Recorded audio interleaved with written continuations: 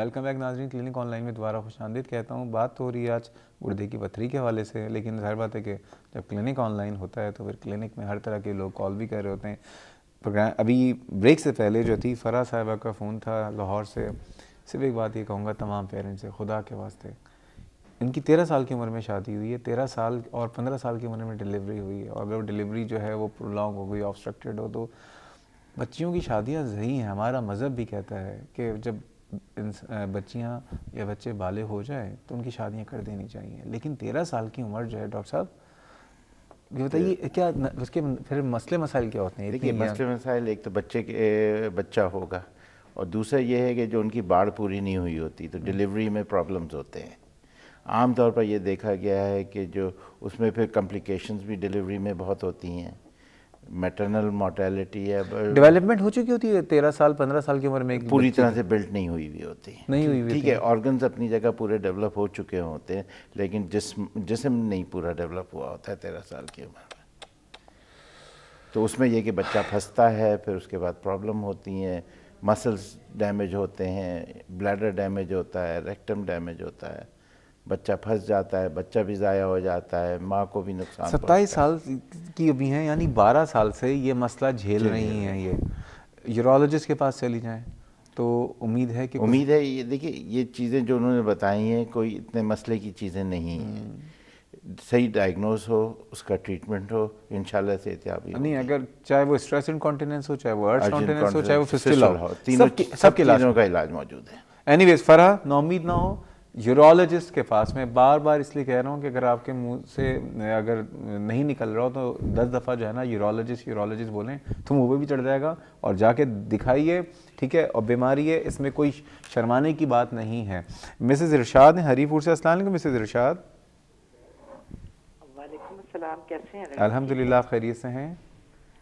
Doctor साहब, ऐसा है कि ये जो आपका प्रोग्राम है बहुत बेहतरीन, बहुत उम्दा प्रोग्राम आपका जा रहा है, बहुत शुक्रिया। तो आपसे एक अर्ज ये भी है कि जब फीमेल आती हैं, कुछ और भी आपके प्रोग्राम्स हैं जिनमें फीमेल आती हैं, वो डॉक्टर्स को, बड़े बड़े डॉक्टर्स को बुला लेती हैं, और ये जो हमारे हरीपुर जैसा शहर है, एबटाबाद है, छोटे छोटे शहर जो हैं, हम बड़े बड़े डॉक्टर्स के पास ना जा सकते हैं, ना हम उनसे मिल सकते हैं। तो हमारे लिए तो ये बड़ा फॉर्चुनेट है कि हम इतने अच्छे डॉक्टर्स को हम देखें, सुने।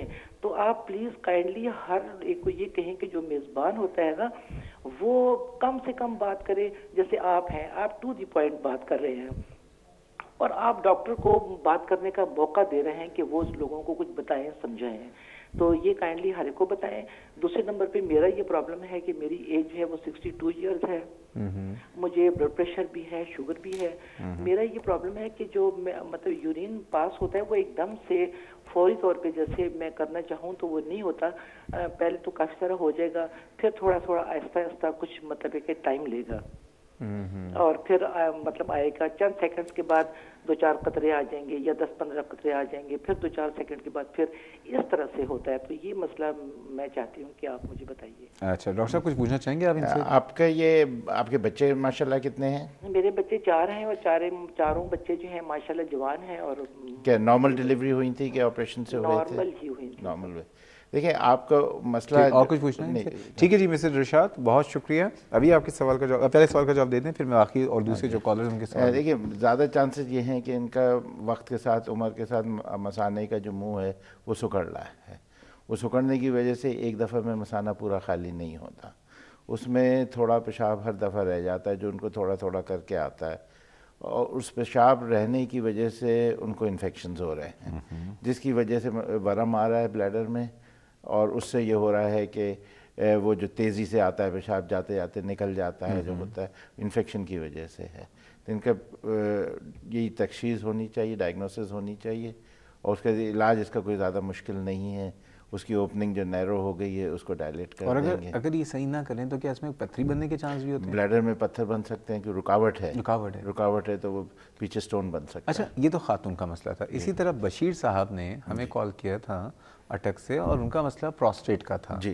तो वो ये कहते थे कि रात को मुझे ज़्यादा पेशाब के लिए जाना पड़ता है, ज़्यादा पेशाब आ रहा होता है। लेकिन तो अगर प्रोस्टेट का मसला है तो अगर प्रोस्टेट सही ना कराया जाए तो उसमें भी क्या पथरी के चांस? जी, उसमें भी वो एक ब्लैडर पूरा एम्प्टी नहीं करता है। बंद का काम करता है। जैसे बंद के पीछे सिल्टिंग होती है, मट्टी जमा होती है, इसी तरह मसाने में अगर पेशाब खड़ा रहे तो उसमें ये मिनरल्स जो हैं ये डिपॉजिट होने लगते हैं और वो पत्थर बन जाता है।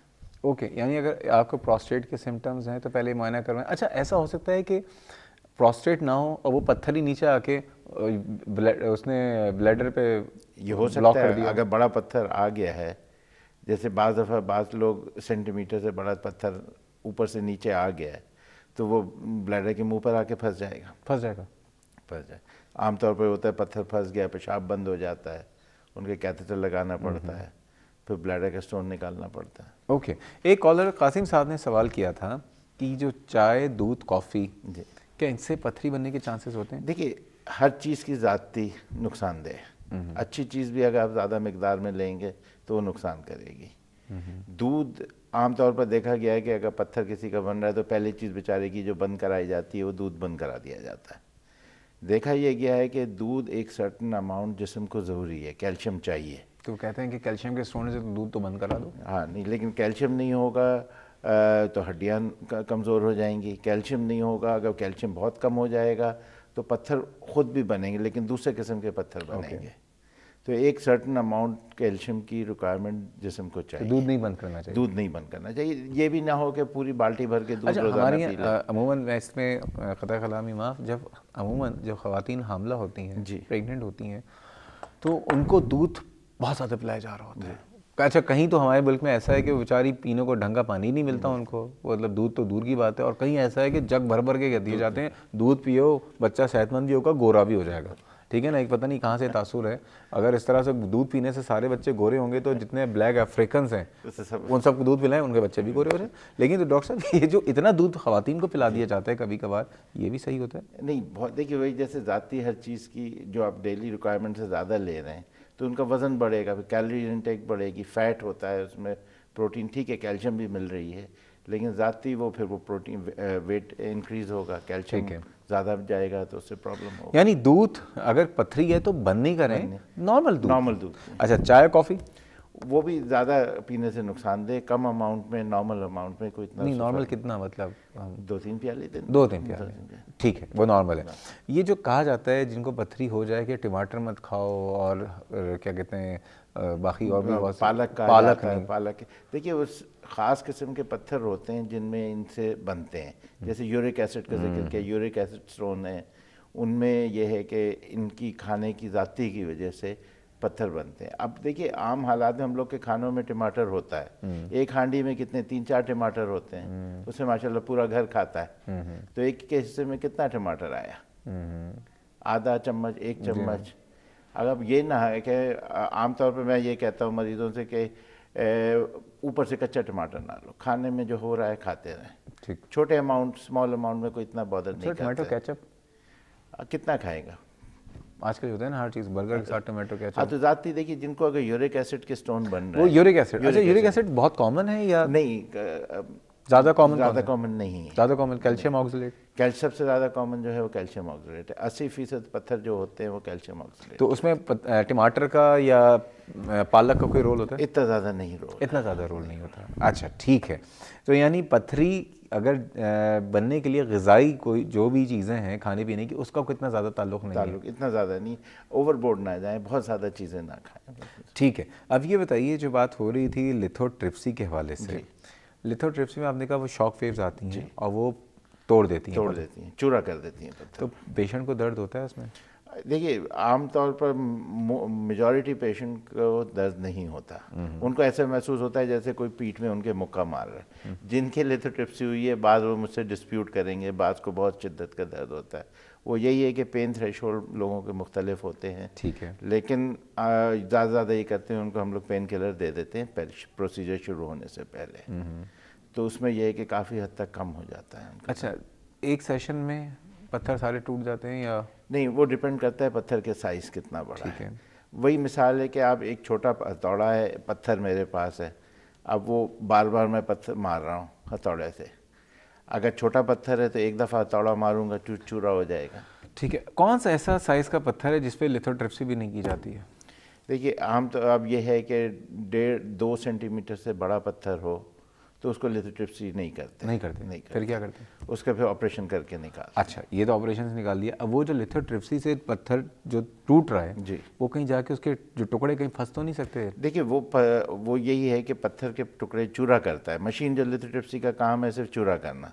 पत्थर जो है वो नॉर्मल पेशाब के रास्ते निकलेंगे। तो उसमें करते ही हैं कि अगर पत्थर का बल्क ज़्यादा हो, बड़ा पत्थर हो, तो एक नलकी होती है जिसे हम जे स्टेंट कहते हैं अपनी ज़बान में, जिसका सिरा एक गुर्दे में होता है, दूसरा मसाने में। एक बारीक ट्यूब होता है, वो पेशेंट को महसूस नहीं होता, वो अंदर ही होता है। वो अंदर छोड़ देते हैं तो उसके ज़रिए पत्थर के चूरा निकल जाता है, ब्लॉक नहीं करता। ब्लॉक नहीं करता। डॉक्टर साहब ये बताइए कि एक दफ़ा पथरी अगर है और निकल गई है, तो क्या दोबारा भी पथरी होने के चांसेस होते हैं? जी, जिन लोगों में पथरी बनी है तो उनमें आम आदमी से पत्थर बनने के चांसेस कई अच्छे खासे ज़्यादा हैं। तो एक दफ़ा जो बनाने, यानी उनमें टेंडेंसी है पत्थर बनाने की, तो वो बार बार पत्थर बनाएंगे। उनको किसी कंस्ट्रक्शन कंपनी में भेज देना चाहिए। पत्थर की फैक्ट्री अंदर उनमें, पत्थर की फैक्ट्री मौजूद है। एनीवेज, आम जिंदगी में डॉक्टर साहब ये बताइए, कुछ कहा जाता है कि पानी में सुबह लीमू डाल लें आधा और वो पी लें तो पत्थर के चांसेस कम हो जाते हैं। ये बात सही है गलत? उसमें देखिए सिट्रेट, हम लोग जो है ये सिट्रेट वाले जैसे नींबू हो गया, मौसम्बी हो गया, नारंगी, ये इनका इस्तेमाल हमारे यहाँ कम है। इनमें एक जो सिट्रेट होते हैं, सिट्रस फ्रूट हैं, सिट्रेट होते हैं, वो यूरिन में एक्सक्रीट होता है। ठीक है। और वो ये है कि पत्थर ये क्रिस्टल्स को बाइंड नहीं होने देता, तो ये वो पत्थर को बनने से रोकता है। तो यानी लीमू अगर आधा पी लें रोज़ाना, हाँ, तो कोई नुकसान नहीं, बल्कि फ़ायदा ही है, फ़ायदेमंद है। डॉक्टर साहब बहुत बहुत शुक्रिया, आज आप इस प्रोग्राम में आए और यह है कि बहुत मुफीद बातें की हैं। बस ये कि अल्लाह ताला सबको सेहतियाब करे। जिनकी कॉल्स मिल गई हैं अल्लाह ताला इनको भी, जिनकी कॉल्स नहीं मिल सकी हैं उनसे माजरत भी, और अल्लाह ताला आपके मसलों को भी जो है सही करे। आपका बहुत शुक्रिया और इस प्रोग्राम में आते जाते रहिएगा। अब ये ना हो कि 2005 का 2011 में मुलाकात होगी तो 2018 में इंशाल्लाह जल्दी ठीक है। तो बस अगले साल क्योंकि 2 दिन के बाद 3 दिन के बाद ही साल शुरू हो रहा है, तो अगले साल ही इंशाल्लाह ताला डॉक्टर साहब से बहुत जल्दी मुलाकात करेंगे। नाजरीन, ये था हमारा आज का प्रोग्राम, और हर दफ़ा जब प्रोग्राम कर रहा होता हूँ तो एक तशनगी रह जाती है। दिल तो ये चाहता है कि आप जितने भी लोग कॉल कर रहे होते हैं सबकी कॉल्स लें, लेकिन सारी बातें वाकई कमी जो है वो आड़े आ जाती है। सिर्फ एक बात यह है कि उन तमाम लोगों से जिनको पथरी निकल चुकी है वो क्या करें? ये करें कि क्योंकि अगर पानी आप कम पी रहे हैं तो पेशाब काढ़ा होगा, तो उससे पथरी के चांसेस जो हैं वो ज़्यादा होते हैं। तो पानी ज़्यादा पिएँ। हरकत में बरकत है, अगेन मैं कहूँगा, क्योंकि आप जब हरकत करते हैं तो आपके पूरा सिस्टम, सर्कुलेशन, तमाम चीज़ें बड़ी अच्छी रहती हैं। अपनी ज़िंदगी में वॉक लेके आइए, एक्सरसाइज लेके आइए, तो ये बहुत अच्छा रहेगा। और जिनके गुर्दे में पथरी मौजूद है उनको पता चल चुकी है, लेकिन चाहे वो खौफ की वजह से, या अगर वो दर्द नहीं कर रही तो आपने ऐसे रख के पाल रहे हैं, तो प्लीज़ मत पालिए, क्योंकि वो आपके गुर्दे जिनकी कीमत लाखों नहीं, करोड़ों नहीं, अरबों से भी ज़्यादा है, क्योंकि अगर ये ख़राब हो गए तो फिर ये नहीं मिल सकते, ये इनकी कोई कीमत ही नहीं है। फिर आप उन गुर्दों को बचाइए, उस पथरी का इलाज करवाइए। ये था हमारा प्रोग्राम। और एक और बात, वो लोग जो दावे करते हैं कि जी हमारी इन दवाओं से पथरी निकल जाएगी, प्लीज़ उनके हाथों अपने गुर्दों को ख़राब ना करवाइए। इस प्रोग्राम ताल्लुक कोई फीडबैक या सजेशन हो तो आप मुझे ईमेल कर सकते हैं cliniconline@health-tv.tv, और इसके अलावा फेसबुक पे जाके क्लिनिक ऑनलाइन के पेज से में जाके आप हमें आगाह कर सकते हैं। कल इंशाल्लाह ताला बात करेंगे, क्योंकि यादें हैं और ज़िंदगी में साल गुजर गया, कैसी यादें रहीं, और वो लोग जिनको याददाश्त का मसला है और अल्जाइमर डिजीज़ बहुत कॉमन सा मसला है, तो उस पर भी बात करेंगे। कल तक के लिए अल्लाह हाफ़िज़।